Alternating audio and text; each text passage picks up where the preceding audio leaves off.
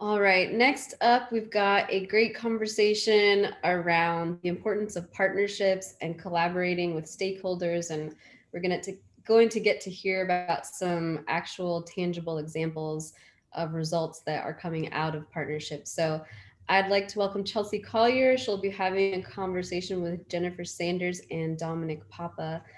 So Chelsea, take it away. Thanks, Erin. Appreciate it. Thanks so much for hosting this today.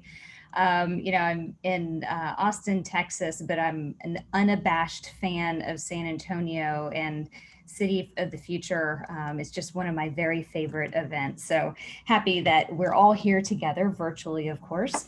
And one of the benefits of being virtual, even though I'd love to head down to San Antonio and go hang out with everybody, is that we get to recruit some of the best and brightest for the conversation. It's exactly what we decided to do with this conversation coming up on moving beyond networks.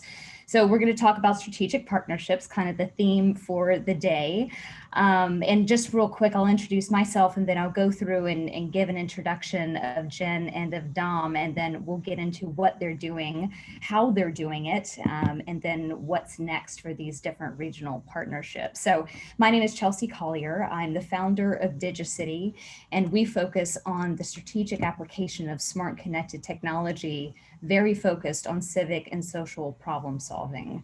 So again, very happy to be here and glad to be joined with two of the nation's, if not global, rock stars on creating strategic partnerships. Jen Sanders is the co-founder and executive director of the North Texas Innovation Alliance, which is a public-private partnership and one of the largest initiatives in the U.S. With a very focused mission of creating the most connected, smart, and resilient region in the country. In 2015, she founded the Dallas Innovation Alliance, which is a 501c3 public-private partnership focused very much on Dallas and is now expanding that into North Texas. And as a part of that, she launched one of the DIA Smart Cities Living Lab, one of the fastest to market smart city living lab in the country. This is back, in 2015. So that doesn't seem like a long time ago, but in smart cities world, that's like eons ago. And then Dom Papa is the vice president of smart state initiatives at the Arizona Commerce Authority and is extremely instrumental in founding the Connective, which is the nation's largest and most connected smart region. And similar to Jen, before doing this work, Dom was focused as the executive director and the co-founder of the Institute for Digital Progress in Arizona, and built Arizona's Smart and Connected AZ Council. So you can see a lot of alignment in their work where they started, relatively focused. I wouldn't say small because the work is big, and then used their magical ability to create partnerships and create trust and really connect as humans. I love how John Rodriguez said that, and then expanded that into regional partnerships, which make substantial contributions to the bigger implementation of smart cities. So with all of that, Jen and Dom, welcome. Thanks for having us. Two of my favorite people. This will be fun. Yeah. And the good news is that Jen and Dom and myself, we've all known each other from the early days of the US starting the smart cities journey. So this feels like getting the gang together again, which is really fun, and very, very happy to be doing that in the context of San Antonio, one of my very, very favorite cities. So before we get into the specifics of tri-region collaboration, all this kind of good stuff, let's talk a little bit about what you've been doing in each of your communities. So take us just kind of on a virtual trip. Jen, let's start with you, closest to home, and tell us about the journey of the North Texas Innovation Alliance and the Dallas Innovation Alliance and everything you've been doing there. Oh, for sure. And you'll have to just wave at me because once I get on a soapbox, Dom is like this too. You're going to have to kind of pull us back down. But good. Thrilled to be here. And in 2015, we really saw smart cities picking up, and one knew we had to define what that meant because it was ubiquitous. It still is to an extent. And so how do we look at developing a really holistic approach, which really looks at how do we find new ways to solve old challenges, new challenges using an intersection of community data and technology. So it's really people first with these new fancy things as catalysts. And so when we launched the DIA in 2015, what we wanted to do was bring the best minds to the table. We needed to find that common North Star and what were the most pressing and measurable use cases that we could start with and then scale from there. The benefit of organizations like mine and like Dom's are, because they're freestanding nonprofits, we have some flexibility that internal to the public sector does not have. So our ability to be a tool in the tool belt, right? And say, what are we looking to achieve? How can we get answers fastest so that those scaled investments can be made as wisely as humanly possible? So after focusing on Dallas for quite a while, we knew the next, the logical step was to get on steroids and go regionally. And in North Texas, specifically, the boundaries are really permeable. Over 40% of our residents cross at least one county line every day. I have a friend that crosses 3 in his commute. And so when you think about that, you just want everything to work. You want to know that critical services are going to get to you. You want to know that, for example, snow plows can get to all of the highways and cross towns and things. We had some experience with that.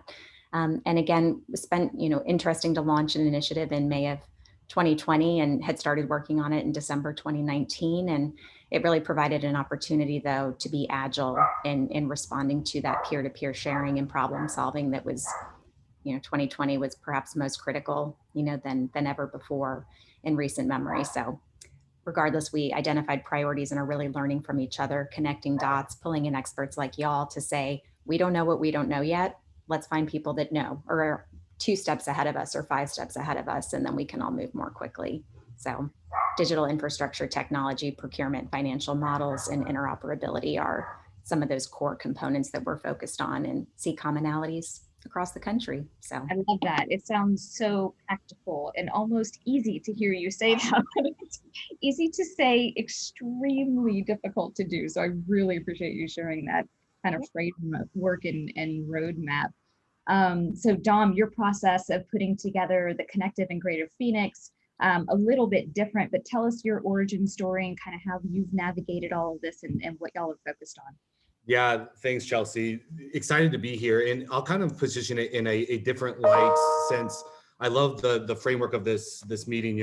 I think it was said at the opening, a real call to action. How might we provide advice to enable others to really drive action? And so Jen hit on a lot of the kind of the reasons why, but I'll give some examples of how we were able to form the Connective. Again, maybe putting pieces of advice in your mind of how you might do similar efforts in your own cities or regions. So the Connective, it's bringing together 22 cities and towns, 1 county, Arizona State University, and leading technology partners to think together, act together, innovate together, then procure technology infrastructure. Now, how did we bring all those partners together around one table? And I'll be honest, I know the theme of this discussion is collaboration, but it really started with competition, right? And if you're looking for a major driving force in cities and regions, it's usually economic development, right? That's usually what really moves the ball down the field to get things going. And back in 2017, 2018,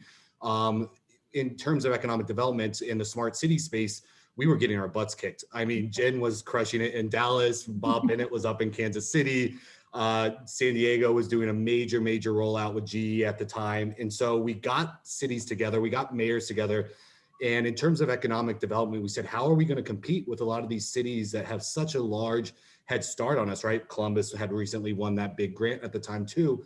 And we started to think, okay, what's our competitive advantage, right? What's unique to us that's maybe different from others that we can really lean on in order to set ourselves apart? And that's when we realized, after having a lot of these discussions with mayors, city managers, CIOs, the governor, what we realized is that our competitive advantage as a region was who we are. Again, it's those 22 jurisdictions. It's being the fastest growing county in the country for, I think, 4 years in a row. It's having the nation's largest public research institution in ASU in the region. It's having the largest community college district in the country in the region. It's having those jurisdictions all slammed up next to each other in one county. Like Jen mentioned, people are traversing these jurisdictional boundaries on a day-to-day basis. So we thought to ourselves, what if we could get those 22 cities, the university, and the community college district, along with industry partners, to think together, act together, procure technology and infrastructure together? Could we create a scalable marketplace that excited industry and companies to relocate or expand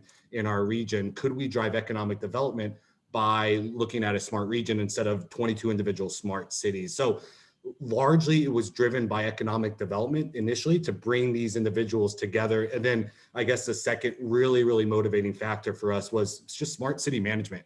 I mean, as Jen mentioned, it doesn't make sense to think about deploying these technologies in silos, especially when our citizens traverse these jurisdictional boundaries on a day-to-day basis. Why not look at solutions as a region that way we can provide these seamless services to our citizens, but also by coming together, we can leverage economies of scale and actually save each other money, right? So we can actually deploy these technologies in a more cost-effective way. So smart city management and economic development were the two main drivers. And I highly suggest you try to focus on those two if you're trying to lead kind of a regional initiative.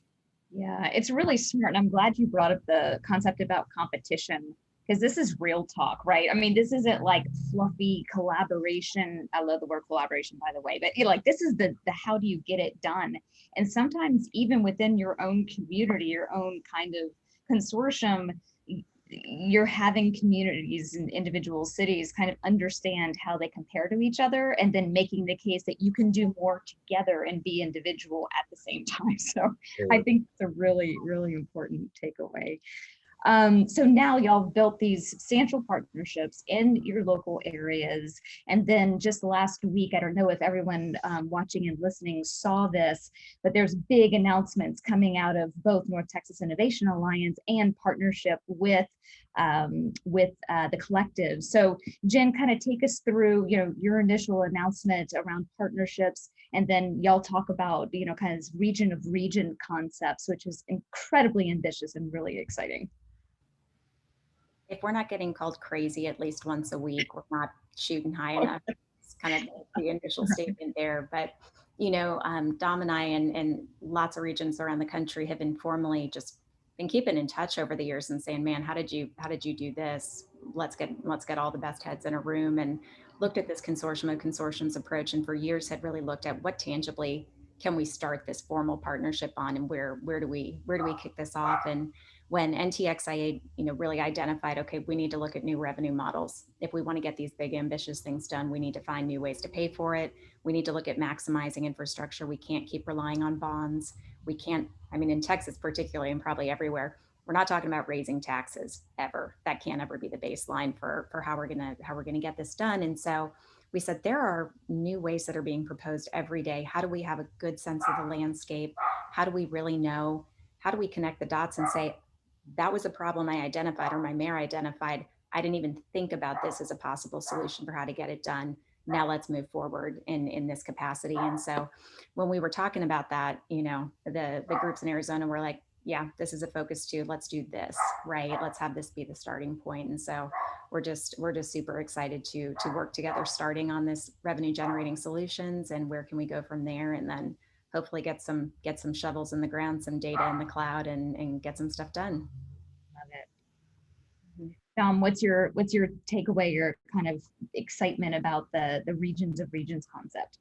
Yeah, I'm incredibly excited because we've been informally working together for so long now to start to build a kind of a more formal partnership and sense of collaboration around a specific topic, especially one as critical as funding, because usually that's where all these projects ultimately end up, right? Who's going to fund it? How's it going to be funded? And how is it going to be sustained over time? And so, I don't think there's a better opportunity than this to get some very large regions together to bring innovative thinkers all around the same table to figure out how do we do this, and then ultimately to excite industry partners, to excite academic partners, to excite other partners that we might not even be thinking of to come and help join us. I think it sends a positive, strong message out to the communities to say, hey, we understand that, yes, there is a little bit of competition, but this is not a zero-sum game, right? We need to work together if we're going to solve these challenges that we face together. So really excited to get this formal partnership and collaboration kicked off. Yeah, I love that. Well, and I think it's important too, because there's a lot of conversation right now about US's global competitiveness, right? And so one of the things that I hear from industry partners is how difficult it is, to go from city to city to city. And yes, they want to tailor approaches and want to be responsive, and having to do that across 20,000 different municipalities in the US, because there is not a top-down approach I think what you all are doing is delivering a very systematic way to say, you know, we are not going to be top down. We are going to be bottom up. We are going to showcase the uniqueness of our communities, but we're going to do it collectively. So strategically, it's easy to work together. I think this is the future of the US in terms of smart cities. And that's a bold statement. And I make that underlined, highlighted, and with 2 exclamation points. Well done, guys. And if I could say the dirty word of procurement for a second, you know, one of our other areas that, you know, we all want to fix or change or evolve is procurement, and that is a bear. So, you know, what we always talk about is we can't upend the system individually, right? But if I can shorten the timeline at the front end to even writing the requirements, understanding what you're trying to do, what do you need? If we can shorten that from 6 months to 90 days even, right? How much time does that save the public sector? How much manpower does that save? And how much time and frustration does that save the private sector when you get into contracting? So purely by arming cities with what they need to know. How do you know what worked? How do you know how to write that RFP? So 18 months later, you're not going back to the drawing board because the responses you got range from $2 million to $35 million and you realized it wasn't specific enough. So when we think about how do you empower to move quickly, a lot of it is based on that front end and back end of getting the projects going. So procurement can be fixed a little bit at a time. We'll start with the time savings, right? So Jen, how on the subject of procurement, I mean, how did you kind of take those first steps? I mean, I'm imagining that's just such a daunting task to, number one, even understand the game of procurement, much less be in the middle of it. So give us some insight on the partnerships that you relied on to help you kind of get to the next step. No, for sure. Well, there's intuitive existing resources all over the place, right? So the state of Texas DIR, that's obviously a great tool to buy off of. Most people know about it, but some don't know. They're not aware of how substantial it is, right? So one is navigating existing resources, working with our Regional Council of Governments, critical partner. And then I think for these newer pieces where they probably haven't even made it into a registry, they haven't gotten all the way through yet, you know, we're really just saying, country, peers, who's gotten through an RFP so far? Can we see how you wrote it? Can we see how you contracted it? And then we develop a repository, right, of here's all the examples. San Antonio's I think 8-way data sharing agreement. Thank God, you know, you guys for doing that legwork, because now we're saying, okay, God, boy, you know, the legal team was cool with all of this language. Now, hopefully we can get this cross-jurisdictional data sharing done. But a lot of it is bringing in the experts, right? We recently did a panel. This is one example of 4 of our cities that are approaching digital infrastructure and connectivity in 4 different models, right? Some were direct interlocal. One was a full-on P3. Looking at cross-departmental collaboration in school district, city, you know, formalized partnerships in collective purchasing and design, right? And we said, okay, let's talk about each of these pieces. Where did you hit a wall? And how did you overcome that wall, whether it was legal, whether it was zoning? But anyway, we always want to look at different ways to solve the same problem. And if you go region of regions and nationally, that only provides us with more opportunities and more specific ways to know what we need immediately. So great. So if maybe these are early days in terms of, you know, the kind of tri-regional partnership collaboration, but what are some of the things that you're hoping to accomplish? And, you know, if there are other kind of regional partnerships out there who are watching and listening, you know, how do they get involved? What are the next steps? And Dom, you feel free to jump in, Jen, whoever wants to answer that. Yeah, Jen, maybe I'll take a stab first and then you can correct me if I'm wrong. I'm excited, as Jen mentioned. The goal of this is to break down silos, build up partnerships, and drive collaboration that's going to help us solve our most pressing challenges, right? Challenges aren't going to go away. They're just going to mutate. They're going to shift focuses, right? We're always going to be confronted with new challenges. And so to me, it's how do we put the partnerships and the systems and the governance models in place to enable us to be agile, lean, and to continue to innovate in a way that helps us solve these problems. But the goal in this partnership to me is to create almost what I'm calling these playbooks, right? If we solve, let's say, a challenge around connecting and unconnecting, or connecting an unconnected refugee community in Central Phoenix, let's say, and we figured out the technology, we figured out the citizen engagement, and we figured out the digital literacy component, we can build a playbook. It might not fit exactly into a refugee community in Dallas, but at least you have a foundational structure and program in place that you can pull from to then take and then pivot to match your specific community or maybe your specific challenge. But the development of these playbooks that we can then quickly share across regions or across communities, to me, is the ideal endpoint here, because to Jen's point, we don't have time to start from scratch with every single new challenge that we face. So how can we help share almost intellectual property as we solve these challenges to communities everywhere? So that way they can already have something to start from. So they're not starting from zero, maybe they're starting from 50 or 80%. So my ideal goal in this is to create these actionable, implementable playbooks that others can use and take to their own communities to solve their own challenges. Yeah, that's great and very tangible. And it's also a call to action to other regions who are doing this work that, hey, if there is a playbook that has not been created yet, share what you're doing. Like, you know, there's room enough here for everyone. And I've found, you know, just in my personal work in this area, that it helps a lot to have a physical document or, you know, digital, whatever, to take to folks who are just new to this conversation. Maybe they've read some scary articles about, you know, facial recognition. I just got muted. But there's, you know, they're really kind of getting started. And so looking through a playbook with some really good tangible examples about how to do this helps the whole community just move faster. So I think that's a really good takeaway. So the way that, sorry, Jen, go ahead, please. Oh no, I was just going to add, you know, I think, you know, one point that's been referenced and can't be understated is the importance of storytelling. You know, we talk about that a lot, and this means so much. And to your point, you know, you hear facial recognition and some may just shut the door immediately, but we talk about it as how do we communicate from citizen to city council, and how do we make sure that that resonates and that we're able to really show the value. How is it going to impact daily life? How is it going to impact KPIs for an individual department? This is actually going to help you do more and get to the place that you would ideally get if you had budget and if you had more bandwidth in your day and whatnot. So again, that storytelling and making it relevant is so critical.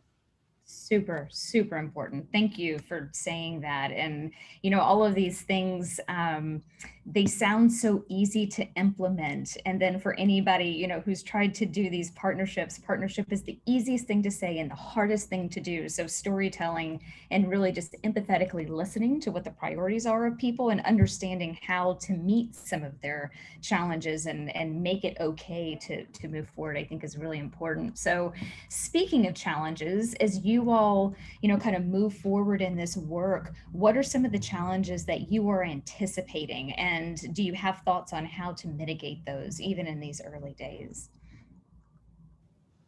You want me to start? And we'll go. Go ahead.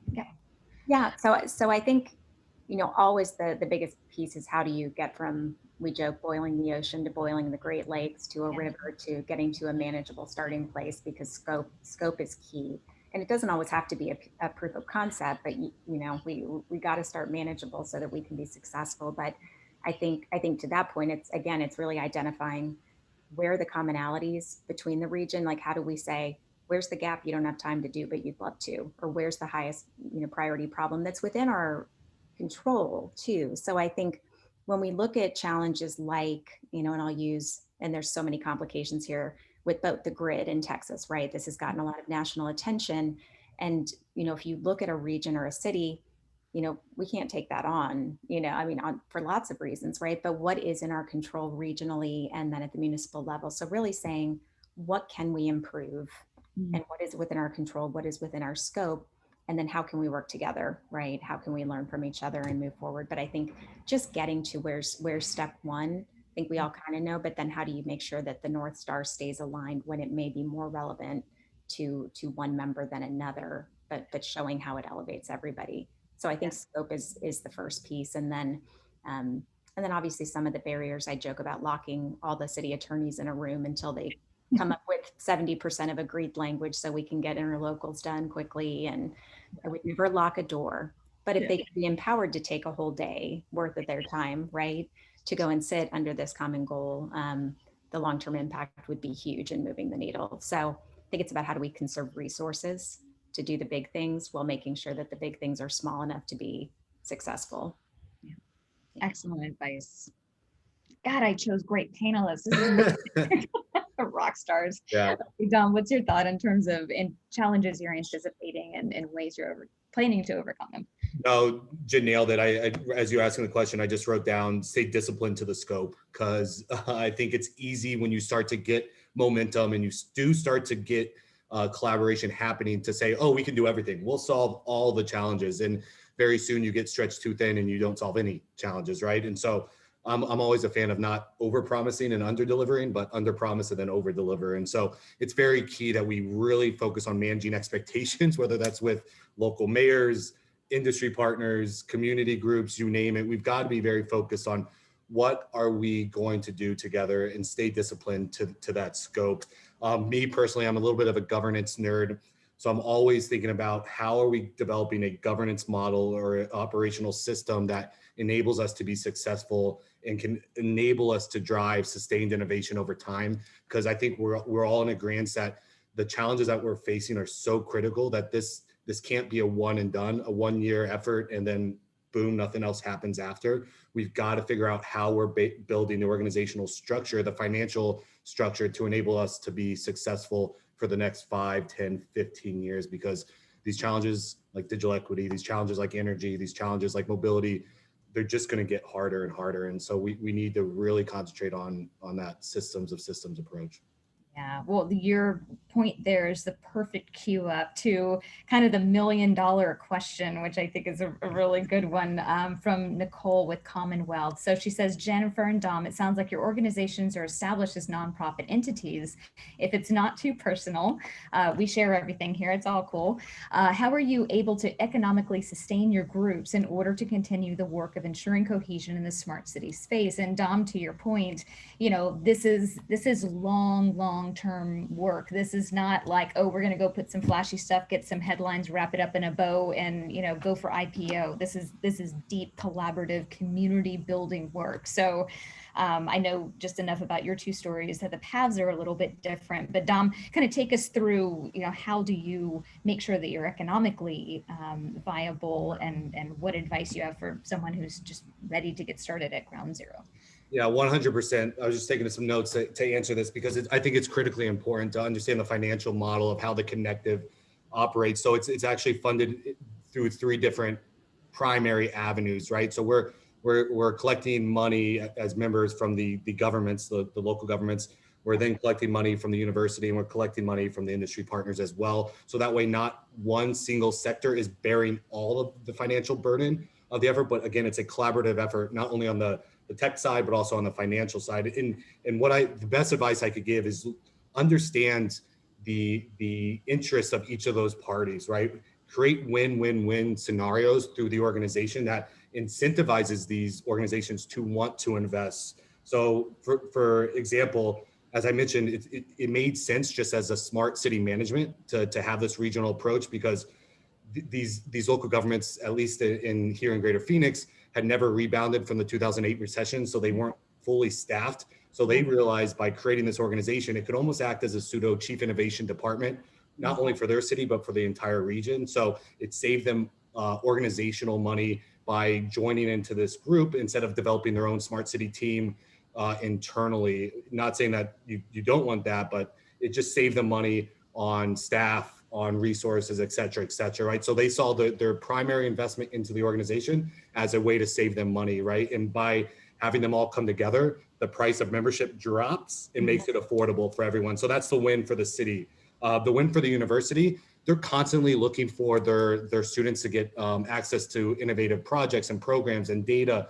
So it made sense for them to financially invest in this program because they were getting a lot out of it. And I'll be quick. Lastly, for industry, Chelsea, to your point earlier, think about an industry partner coming to Greater Phoenix trying to work with 22 cities. They spend so much money on their sales development cycle and building their sales pipeline and spending money trying to go meet with each and every city. Well, if we were able to get all the cities around one table, that extremely accelerated their sales pipeline. And so it made business sense for them to invest into the program, because it hopefully made sales a bit and relationship building a bit easier. So you can kind of see the win-win-win scenario that we built. And I said it really quickly. I put my contact info if anyone else is looking for more information, but creating those wins, making it make business sense, enabled all of these partners to invest together, which then provided us the ability to hire full-time staff and drive this effort forward.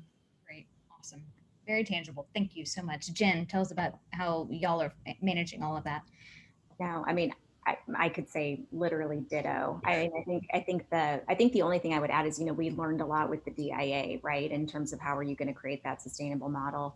And so as we look to what's the balance between the three sectors Dom mentioned, and again, it's about skin in the game. Everybody has to demonstrate that they see that value, and it's a combination of time and financial resources, right? Going toward this common vision. The DIA has a lot of foundation support too. And so how do you balance the philanthropic side with the membership model specifically? And so I think for us, what we would be looking toward is multi-year giving, which particularly philanthropically is very rarely done at this point. I would say we need to get Deborah Lamb involved in these conversations too, because with the state initiative, I know, I'm like, how did you get anchored multi-year, kind of perpetuity? Like, how did we get that all set up from all the various entities? And there's a lot to learn from her. But again, the joke that I always make, similarly to what Dom said, is I'm like, can you equate how much of your salary it would take to get 22 or 30 individual meetings with the right people that you already know are aligned in your area of subject matter expertise and the value prop, making sure it's really clear, and which at the front end is challenging too. So folks that are thinking about starting this, right, if you're year one, you don't have data to point to yet, right? So it's really about, the vision. It's about what you've seen otherwise. It's about equating metrics where you have them, right? And so that upfront work and that strategic work and development is so critical. And I've heard cautionary tales that you just want to skip to the action, right? You just want to start demonstrating something, and but the intentionality is so key. But, and so, Chelsea, just a quick shout out. I mean, speaking of that, philanthropic organizations, foundations, think about the impact now when you're bringing North Texas Smart Region together with the Connective in Phoenix and the Regional Partner Center in Southern Arizona as well. If you're looking for a platform for impact, I mean, this is it, right? This is it. So we need your help as bad as, our cities need theirs. So, yeah. And I know just from industry folks that I've talked to, it's tempting to think that these are all well-worn grooves and that everybody's figured it out and you just kind of paint by number, press play, and then go. It couldn't be further from the truth. I mean, these are very entrepreneurial efforts. And, wrote an article a couple of years ago identifying smart city champions, of which Dom and Jen obviously are mentioned in that article. It's exactly what it is. It's people who think differently, who see differently, who were willing to go out there when there is absolutely no roadmap and just get busy, pull people together, create the playbooks, and then invite people in. And what an honor to be able to be building that and co-building that with you all. So I hope that people who are watching and listening and then going into your perspective or your respective roles, kind of talking about what you've learned here, that you communicate that out to nonprofits, to philanthropic grantors, to industry, to anyone who's willing to listen, is that this is a chance to be a part of a foundational movement in smart cities in the US. So hoping that everybody takes part in that. So one quick thing, we're going to do one more question before we wrap up. We've got just a few minutes left, from Prachi S, and I hope I'm pronouncing your name correctly, Prachi. Thanks for the compliment. She says, they say, great panel, Chelsea, Jennifer, and Dom, a report from Playbooks, which is a great idea. Do you have thoughts on how your work and the lessons learned can be leveraged and replicated at scale across other regions? What's your advice to other regions? So anybody want to take that on before we wrap up? Go ahead, Jen. I think if it's not something that can be replicated, it's not a good use of our time and resources. If we feel like if it's too customized, you run into trouble later. But I think a lot of it is leveraging the playbook, but again, taking that upfront work to connect the solar system, really understand what you already have and what's already taking place, because also cities don't have time to have the visibility into everything their neighbors are working on, and a lot of time could be saved even within regions. So I would just say very intentional, understand where you are, do that assessment first, and then Yep. if Dom and I aren't doing our job if we're not making sure that it can be applied at least, a good percentage of the way, right?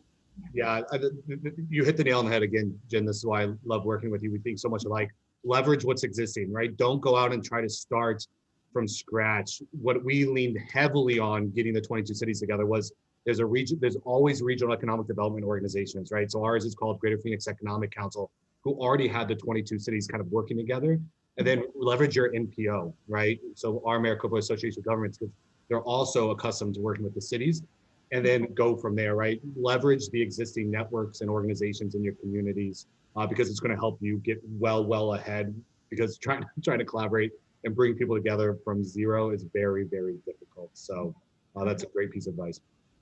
Perfect. And I'll offer too, on DigiCity, I have a Smart City Playbook or Smarter Cities Playbook, and it's free. It's open. Anybody can have it. It's also open source. So if you see the ways that it can be improved, I wrote it with Dustin Hasler, who's also another Smart City champion. So it's very kind of paint by number, to borrow that phrase again. It's not specific to any one region. It's kind of like, where do you get started? What is step 0? So feel free to download that, share it, do whatever you want. And if you have any thoughts about it, just get back in touch with us. So thanks, Jen. Thanks, Dom. Thanks, Z Prime team. Thanks everyone who's contributed to putting this event together. I've really enjoyed it. And, Jen and Dom, I've known y'all for years, and I learned like 10 new things today. So really, really thanks for sharing all of your hard work over these years, and super excited about what's coming next. And thanks for doing the work.